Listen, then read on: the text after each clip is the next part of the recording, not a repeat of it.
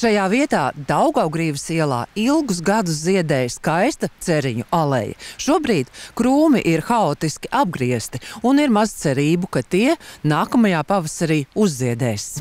22. novembrī Jeļena Feofilova un viņas meita pamanīja, ka pagalmā rosās vīri ar motorzāģiem. Mēs šeit dzīvojušie kaimiņi uzskatām, ka tā nav kopšana, ka tā ir vienkārši iznīcināšana, jo šie krūmi bija stādīti. Mūsu vecāki vēl ar cilvēki dzīvi, kuri paši to ir darījuši. Tie ir iedzīvotāji, kuri paši ir iestādījuši šos krūmus. Gan drīz vai uzreiz pēc mājas celšanas 69. gada. Tātad 70. gados bija iestādīti šie krūmi. Jā, es piekritu, viņi bija diezgan lieli augstu izauguši. Iespējams, ka viņiem bija vajadzīga kopšana, bet tai kopšanai ir jābūt ar prātu, nevis tikai ar zāģi.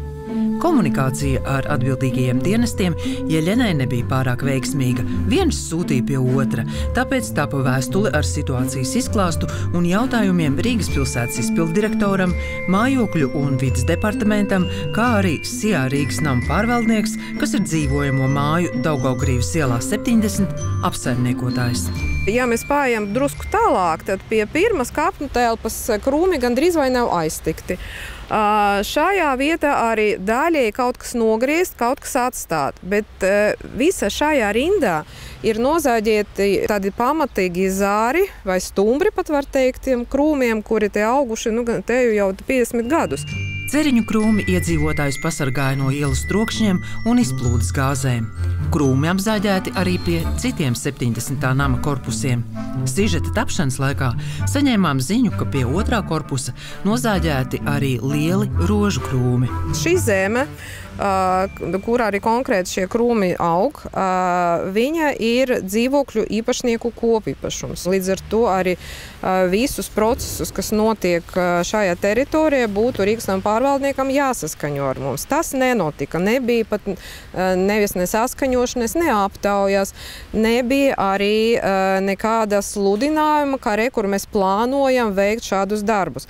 Tā kā par plānošanu es gribētu teikt, mums e-pārvaldnieku portālā ir pieejami plānoto darbu saraksts, bet tajā plānoto darbu saraksta nav ne vārda par krūmiem. Tad man ir jautājums, kāpēc pēkšņi ziemas vidū ir jāgriež šie krūmi, kāpēc ir jāgriež tieši šādā kvalitāte un kāpēc tas netiek saskaņots ar zemes īpašniekiem. Veicot obligāto dzīvojamās mājas teritorijas apsekošanu, tika konstatēts, ka vairākās vietās krūmi būtiski traucē gājēju pārvietošanos. Tādēļ dzīvojamās mājas labiekārtošanas darbu plānā iekļauta krūmu kopšana, lai izpildītu Rīgas domes saistošos noteikumus. Dekoratīvo krūmu apgriešana atkarīga no attiecīgās krūmu sugas, to vecuma.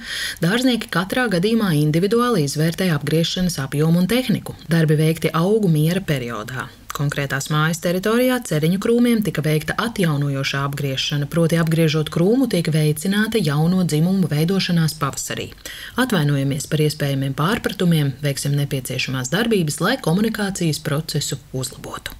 Pēc Jeļenas vēstules saņemšanas Rīgas domes mājokļu un vides departamenta apsaimniekošanas pārvaldes speciālists 28. novembrī apskatījis Rīgas nama pārvaldnieka darbinieku paveikto, konstatēja, ka nozāģēto ceriņu kaudzes, kas sniedzas līdz pirmā stāva logiem, atstātas pie nama fasādes. Tāpēc lūdzu sniegt skaidrojumu par situāciju, veikto darbu nepieciešamību un atbilstību apstātījumu kopšanas mērķiem. Bet kā ir ar ceriņu apgriešanu ziemas periodā? Ceriņi ir ļoti daudz, jā. Varbūt mēs to nezinām. Tas parastais ceriņš, ko mēs saucam par ceriņu, viņu vispār selekcionāri sauc par franču ceriņu, jo to ceriņu 16. gadsimtā no Konstantinopolis atveda uz Eiropu, uz Austriju, un pēc tam pie tā pirmais, kas strādāja, bija franču selekcionārs Lemoins, Viktors Lemoins, kurš radīja lielāko daļu no tām pazīstamām šķirnēm Eiropā, ko mēs zinām. Tas franču ceriņš saucamais, viņš jau Latvijā ļoti labi iedzīvojies, jo mums ir tās smilšainās augsnes, kuras ļoti piemērotas ceriņam. Un arī ziemcietība pie viņa mums ir diezgan laba. Īstenībā ceriņš ir diezgan izturīgs.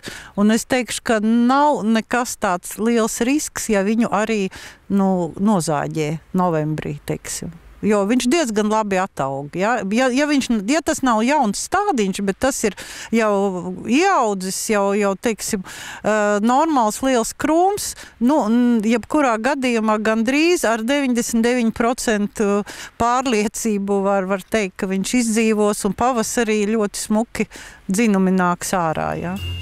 Tiesa gan Vija Rožukalna atzīst, ka apgriešana jāveic akurāti ar asām šķērēm, veicot taisnus griezumus un veidojot estētisku skatu. Šis process vēl nav galā, jo nogriezto krūmu kaudzes no māju korpusu pagalmiem joprojām nav aizvāktas un oficiālu atbildes vēstuli no Rīgas nama pārvaldnieka Jeļena vēl nav saņēmusi. Ir nekvalitatīvi veikts darbs un apsnigušas zaru kaudzes. Sendija Burka, Valdis Lācis, 4. studija.